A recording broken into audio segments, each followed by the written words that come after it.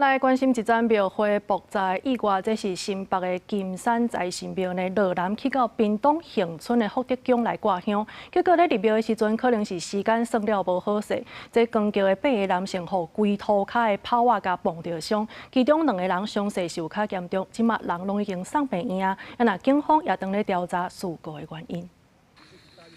家庭哦，也袂准。炮仔1点落，煞规个直接爆炸起大火，准备要入庙的桥班，嘛互爆炸威力弹到边仔的楼梯滑倒。伫边仔看到这个民众，拢互爆炸惊着，看到桥班的人互火烧着，消防人员有的赶紧提水替受伤的人降温，有的赶紧联络救护车。即摆要进庙嘛，桥要入来，入来，因炮用一股仔伫啊，即摆边仔侪人嘛，信徒有诶有炸炮一直牵落去啊，牵落去即摆夹起来。头前冲来话，拄好迄个时间点炮起来烧着，叫救护车。紧送伊啊！有诶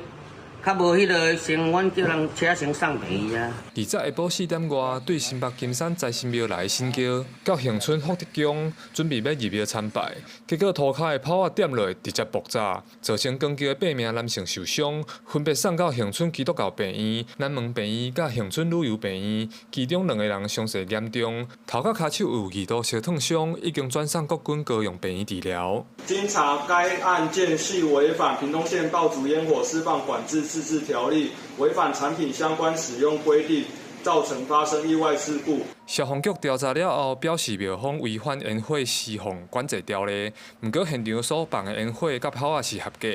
调查发现，可能是桥班人员冲入的时间则无好势，而且佫挖伤近，致使发生意外。消防局嘛呼吁民众要放炮仔，一定要按照相关的规定行。记者柯炳哲，屏东报道。